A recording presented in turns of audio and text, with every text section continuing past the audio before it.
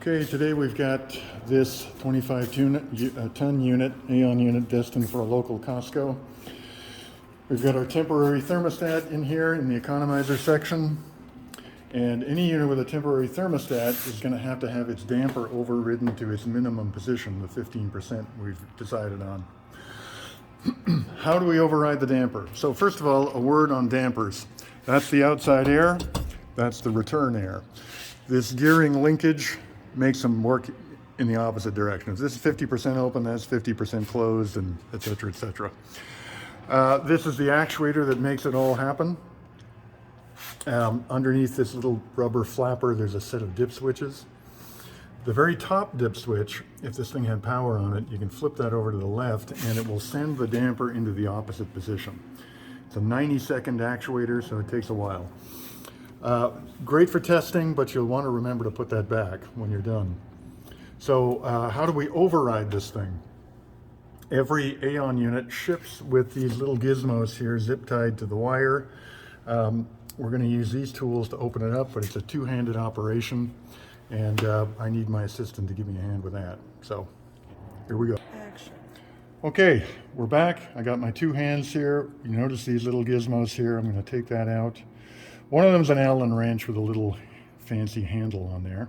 The other one's this locking key. So I'm going to put the Allen wrench in here. I'm going to turn the actuator. Notice how the blades open right up. Now if I just let go, that's what happens. So that thing is spring-loaded to close in the case of a power failure. If you lose power, that's what happens. So the question is, how do we keep it from doing that each and every time? So how do we lock this thing? So let's do this again. We'll put the actuator to the desired position. Say about right there. And then we'll use this locking key in this little lock thingy here. It's a technical term, thingy. And we'll lock it. So now it's locked.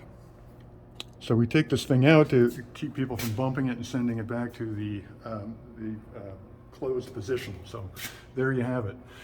Now, just a word on these four wires right here. These two, the black and the red, are power, 24 volts power, 24 volts hot and neutral. That powers the motor. This, the white one, is your signal wire, 0 to 10, 2 to 10, I should say, for the position of the actuator. This one, because this unit is destined for the West Coast, you need economizer feedback out here. That's code. So this is actually a signal coming from the actuator up to the front panel, telling it what position it's in. So in the rest of the country, this will probably be disconnected and just shoved back in here. So I just wanted to point that out. There may be times when you need to disconnect power and just lock this thing up and disconnect power. So that's how you would do it. So cut.